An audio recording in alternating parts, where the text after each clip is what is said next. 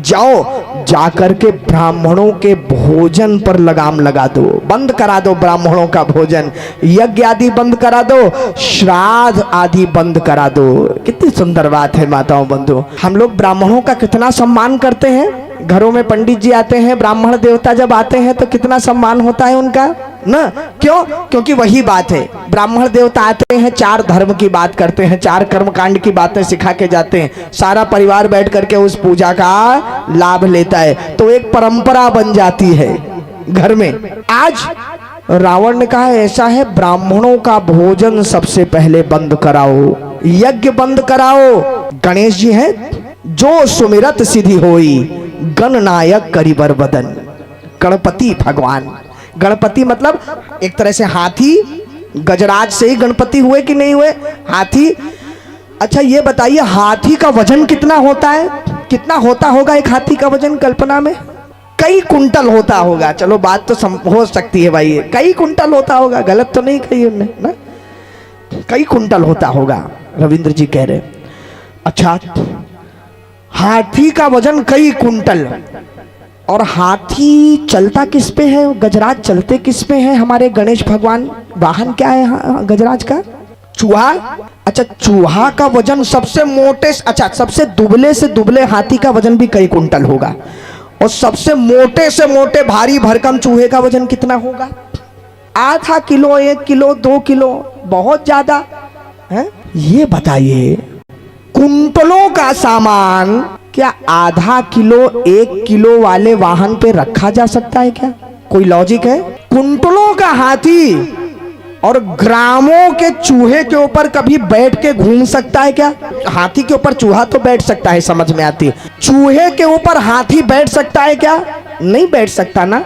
किंतु माताओं बंधुओं, जिस दिन बिना किसी तर्क के आपके मन में यह विश्वास हो जाए कि चूहे के ऊपर भी हाथी बैठ के घूम सकता है, तब इस सनातन धर्म की क्लास में आने के अधिकारी आप हो पाएंगे, उससे पहले नहीं हो पाएंगे। ध्यान रखिएगा, यहाँ तर्क कुतर्क की कोई वो नहीं है, कोई स्थान नहीं है तर्क और कुतर्क का। राम अतर्क बुद्धिमन बानी, मत हमार अस सुनो सयानी।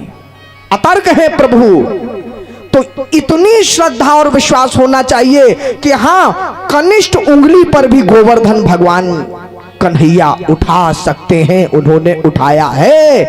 कालिया नाग के फन पे भी प्रभु नृत्य किए हैं। क्यों? हमने नहीं देखा, हम नहीं कर सकते तो ऐसा नहीं हो सकता क्या संसार में? हा?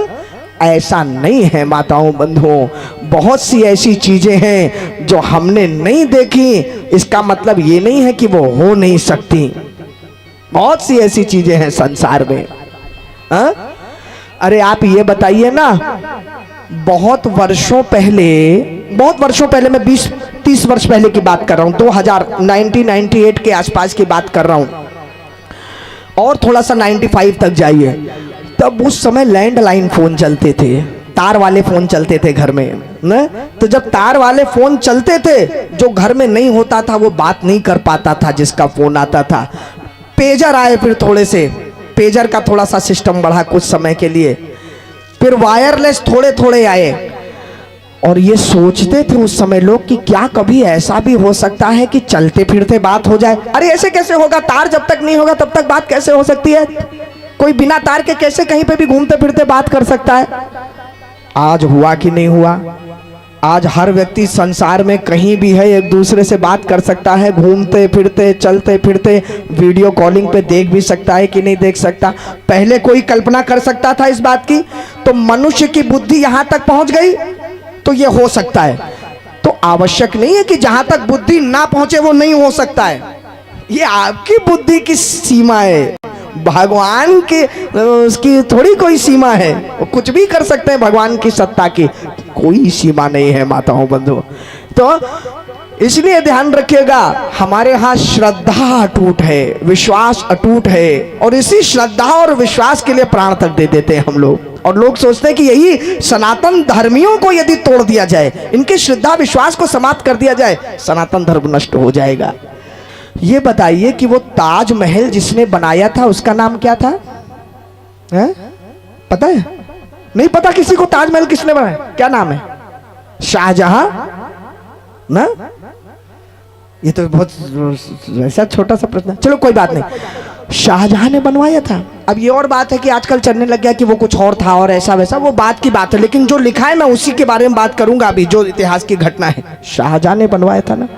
तो शाहजहां के पुत्र हुए औरंगजेब, और जब औरंगजेब थोड़े से बड़े हुए, मतलब अपने आप में सामर्थ्यवान हुए, तो एक दिन शाहजहां सिंहासन पर बैठे थे, औरंगजेब गए और जाकर के उन्होंने अपने पिता का मुकुट उठाया और उठा करके अपने सिर पे रख लिया, और सारी सेना को पहले से तो मिला ही लिया था अपने साथ, पिता को धक्के दे करके सिंहासन से नीचे गिरा दिया और खुद सिंहासन पर बैठ गए, और सैनिकों से कहा कि ये मेरे बूढ़े पिता ने जो सल्तनत का इतना बड़ा नुकसान कर दिया है, ये बना करके इतना बड़ा सब जो बनाया है, कारागृह में बंद कर देना चाहिए ऐसे व्यक्ति को जिसने इतना बड़ा नुकसान किया हो सल्तनत का, जाओ जेल में बंद कर दो। तो काल कोठरी में शाहजहां को बंद किया गया, और सिकंदरा कोई गया हो आगरा के पास तो वो स्थान है अभी भी, उस सिकंदरा में ऐसी काल कोठरी थी कि उसमें खिड़की है जिससे ताजमहल दिखता है।